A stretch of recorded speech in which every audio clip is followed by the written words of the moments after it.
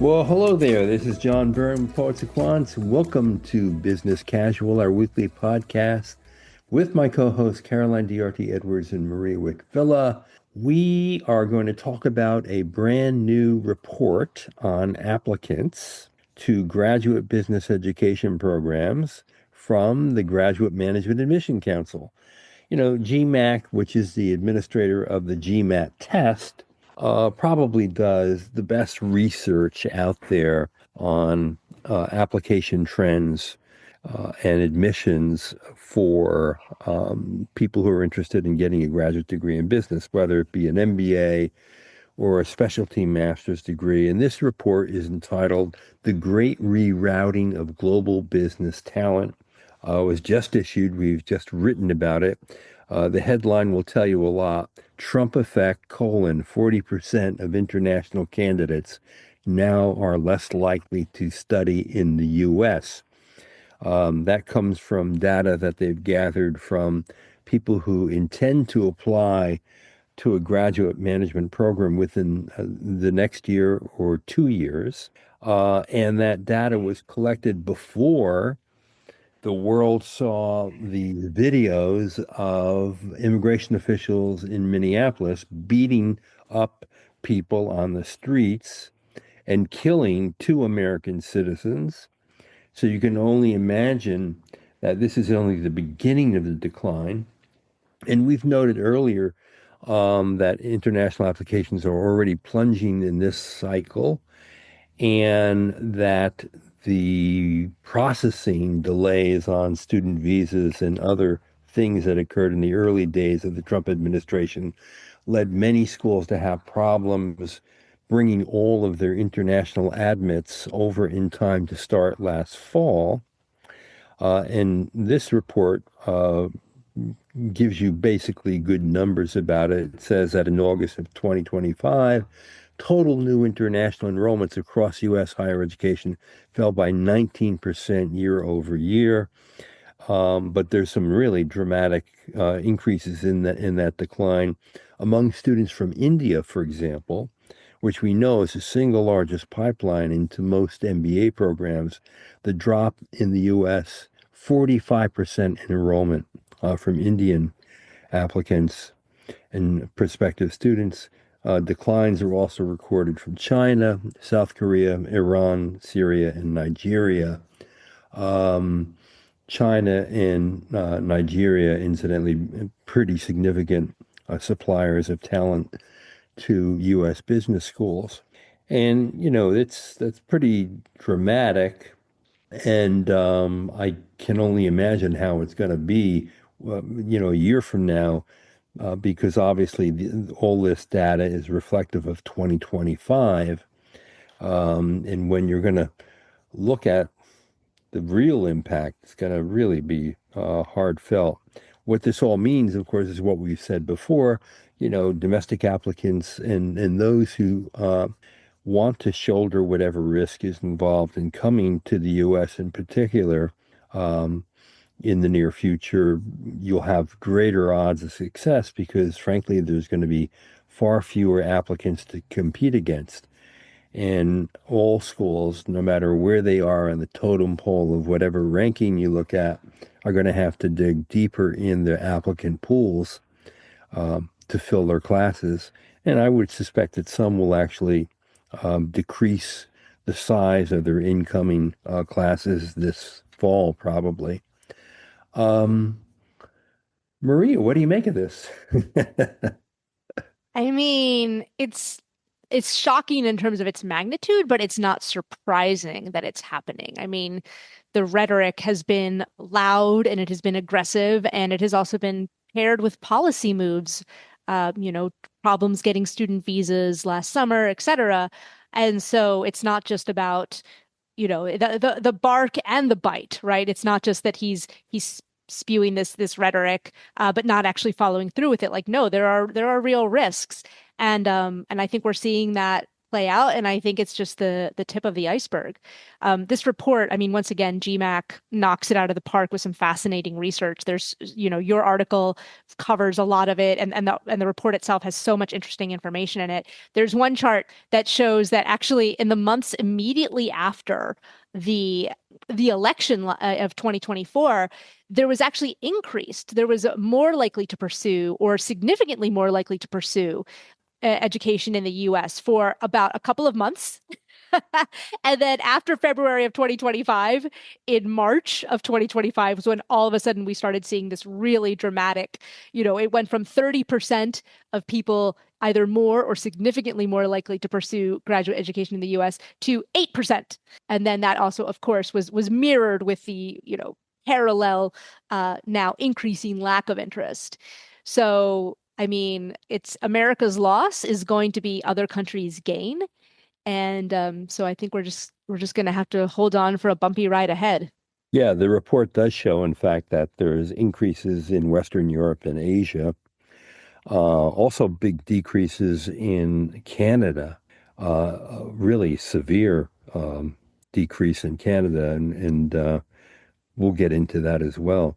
Now, Caroline is a big fan of the European program, so you got to be cheering this on, right? Well, I live in California, so I'm an American citizen as well as a British citizen. So I'm not thrilled to see the negative impact for the US institutions. I would rather that it was a rising tide for everybody. So yeah, it's really bad news for the US. I think it's a combination of bad policy, right? The mess last year with the student visas, which was very disruptive, caused some students to not be able to start their studies on time. And there was a lot of concern about how that would play out over time. Um, the H-1B visa is under threat, and policy hasn't yet changed. But of course, people are very concerned about the risk of investing a huge amount in a US education and then not being able to work in the US, and that completely changes the ROI calculation. And combined with a perceived unwelcoming climate, right? As you mentioned, the headlines have been incredibly negative in terms of PR for the US internationally. So I think many families, especially from countries where from India and Asia and so on, and even Latin America, those families would be reluctant, quite frankly, to send their kids to the US. And at the same time, who has to come to the US as an international candidate? There are great alternatives internationally. So, fantastic programs in Europe, and some of which are benefiting from the decline in the US. And then, of course, Asian programs which have really established themselves as serious players and as serious alternatives to top international programs. And so I think more of the Asian candidates are considering local options which offer fantastic programs. And at the same time, you've got growing economy in countries like India, so candidates can consider staying domestically, getting a great job when they graduate, and getting good return on their investment by staying local in a way that perhaps they wouldn't have considered 10 or 20 years ago. It's a very bad scenario for the US, where the US has shot itself in the foot, and candidates are voting with their feet, because why come here if you have concerns about the US as well as great alternatives elsewhere? Yeah, and the cost is high. I mean, come to the U.S. Because of the tuition and the opportunity cost for a 2-year MBA program, especially if you don't think you're going to be able to get a job in the U.S., which of course would pay much more than, let's say, a job in India. If you had to return to India with a US MBA, not getting a major discount on the tuition, you're going to be paying debt off for an awfully long time, and that's just not going to work for you. The decline in Canada is the result of an introduction of a student enrollment cap on internationals that went into effect in January of 2024, which then led to sharp drops in study permit applications and approvals across every single education level. In fact, new enrollments even fell well below the cap that was set by the government of Canada. The cap in 2024 was roughly 360,000 new study permits, and that would include undergraduates as well. But that was a 35% drop from the previous year in 2023, and it's since moved to extend and tighten those limits through 2027. So Canada has become less a destination for international students as well. And applications and enrollment at the United Kingdom for international students also down, not as severely as Canada or the US, in fact. And that's a function of one change that was made. Of course, there's been a lot more rhetoric about this in immigrants in the United Kingdom, but the one big change was eliminating visas for families that may want to come with someone who is going to be a graduate student in a program in the United Kingdom. I can't imagine that that's as big a hassle as the cap in Canada or what has gone on in the US, because you could, in fact, come on a tourist visa probably to attend in the country while your spouse is doing the degree and maybe just come out once or twice. That shouldn't be as big of a hurdle as some of the problems in the US and Canada. Is this going to get any better or will it get worse, Maria? I mean, I know that everyone would like for me to say it's going to get better and sunny days are around the corner. I don't think that that's true, though. I think it's going to get worse for the US. And similarly for Canada and the UK, I think the signaling, even if tomorrow we wave a magic wand and we're like, haha, just kidding, everyone. We're undoing it all. It was just a You mean bad like the dream. tariffs, like the Yeah, tariffs. exactly. Well, yeah, that's another podcast for another day. But yeah, it's like, if you wake up and it's like, oh, it was all a bad dream, honey. It doesn't matter because I think the damage has been done to the reputation. The idea that, yeah, maybe the student visas, maybe OPT, maybe in the United Kingdom, their postgraduate visa, the graduate route. Maybe we're going to put it back, but maybe we're going to pull the rug out from under you at any moment. And so with that kind of uncertainty, it's becoming now even more of a gamble. And so I think that all three of those, I think the US and Canada and the UK are going to continue to struggle unless some big changes happen soon and unless there's a way to signal or guarantee that those changes are going to be permanent and not have this kind of insane volatility roller coaster of uncertainty.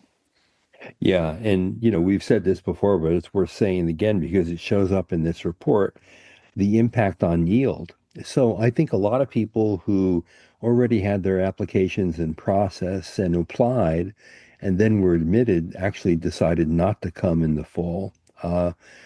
And that's beyond those who had trouble getting the visa because they saw what was happening under Trump. And you can imagine that there are plenty of people who probably have applied, who, as as these riots occurred in Minneapolis with all this misuse of military people, the yield damage is going to be really significant in this current cycle. This report notes that people who actually were accepted but decided not to come were a good number of people, and it was especially pronounced from India. Nearly 90% of schools in the US and in Canada said the largest drop off between admitted students and actual matriculation came from Indian candidates.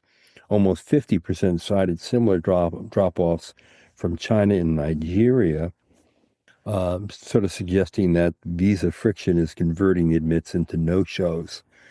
I think we can expect a lot more of that in the current year, don't you think, Caroline? Yes, unfortunately, I agree. I mean, we've definitely heard from even the very top schools over the past few weeks that they've been very disappointed with application volume for round one and round two. and that is largely driven by the international pool. So I think that the trend that is highlighted in this report will only continue, and it becomes very painful for the US programs where. Of course, the international students bring such an important injection of diversity of experience and perspective and opinions, and enrich the program for everybody. And I think we'll see not just the impact on the applicant pool, but probably a dramatic impact on the class profiles when we finally get the data for the incoming classes later this year. I think that these trends that are highlighted in the report will actually really start playing out in the class profile and possibly even class sizes. Yeah, it's really too bad because obviously we all believe in the MBA degree in particular and graduate management education overall. And we know the value these degrees have for people and the possibility of truly transforming one's life as a result of this experience. And yet, governments are doing everything they can to discourage people from taking advantage of what is really a great thing in the US, Canada, and in the United Kingdom. I guess if there's any positive news in the report, it's simply that, things are getting even better for the European schools outside of the UK, and those schools are going to see increased talent in their applicant pools. And people who do go to these schools in Europe, in France and in Spain and Germany, and Italy are going to find probably an increase in the quality of their classmates as a result of these changes in the flows of global business talent. So I think, that's the positive. It's for those schools in European nations that have done a really good job putting together stellar programs, and now will have the benefit of more talent in the world flowing their way, which also incidentally makes it a great time to go to an HSA Paris, to an ESA in Barcelona, or IE in Madrid, or ESMT Berlin in Germany, or any number of other schools. Don't you think, Maria? Yeah, absolutely. And in fact, we're seeing this. Spain has actually implemented a new visa for people who have been impacted by changes to the US visa policy. And apparently, Germany and the Netherlands are also actively, starting to think of new ways to, like, how do we take advantage of this exodus? If these other countries want to shoot themselves in the foot and turn away the world's top talent, we'll take them. You know, it's like going to like a, I don't know, like a thrift store and finding a Cartier watch, like, oh my gosh, like let's find these diamonds in the rough and welcome them now to our country so that they can at a minimum study here, and perhaps stay here and contribute to our economies. So I think it seems that Europe is not sleeping on this. It seems like several European countries are actively trying to find ways to become the beneficiaries of this. And it'll be interesting to see also if India follows suit. The GMAC report cited that I think there was a 25% increase in international interest in India. India does not currently have an easy pathway for international graduates to stay in the country, but I mean, if they can quickly throw something together, they might start being the next hotspot for global talent to go to, especially if the economy continues growing there the way it has been. So I'm sad as an American, but I think overall it's going to be real opportunities for some other countries. So for many, I think there's a choice here. One is, do I apply to a great European school and go? Do I stay home if I'm in Asia and go to one of my, home business schools? Or the third alternative, frankly, is let me wait it out. What the United States is going through, what Canada and the UK may be going through. If I wait, it might change. The likelihood of change in the US is very high. Um, and let's face it, if you are in the pool that will apply for next year, by the time you come and you matriculate, there'll be a new administration here. Um, and it's very likely, the tax on the H-1B visa would go away. There'll be no threat to OPT. It'll be easier to get an extended visa.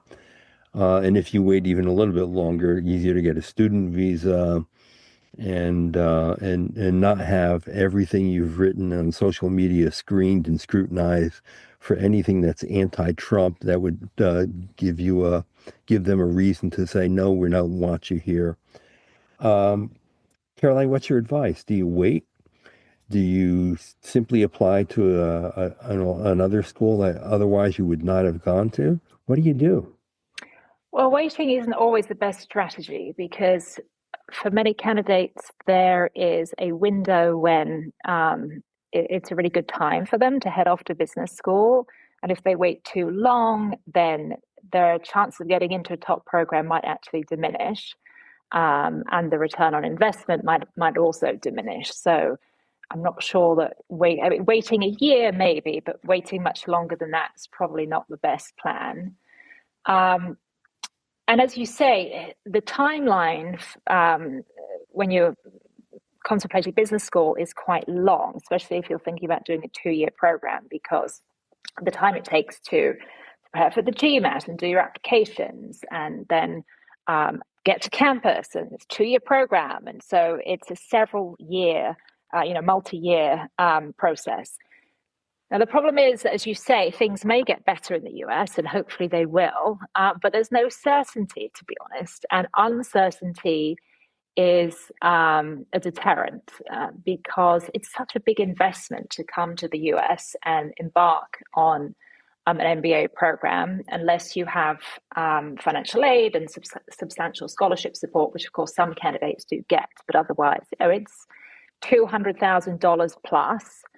And so uncertainty just undermines confidence. And even though we think that things may get better in the US, there is no guarantee. And I think, given the longer time frame that you have to plan with as an MBA candidate, you have to factor in uncertainty to that equation. So I think it makes sense right now for candidates to keep their options open. And if they're interested in the US, then definitely apply, but also apply to some of the international schools as well. So let me ask you about this strategy. I'm just, thinking about this and I'm saying to myself, well, what if you apply to US programs because you really want to come here? Your safety strategies, you apply to a few of the better European programs. Um, but if you get accepted in the US program, uh, you defer. So in other words, you would be competing in a pool that's more advantageous for you to get into a good school. But then once you get admitted, couldn't you try to defer your admission so you basically get your acceptance in a less competitive pool, and then you finally go, and maybe you won't, you another year gives you a little more time for some positive change to occur or whatnot. Is that a crazy strategy or not, Caroline? Well, most schools won't grant you a deferral. Yeah, that's It's quite common for schools to get deferral requests, and I saw that a lot when I was at INSEAD.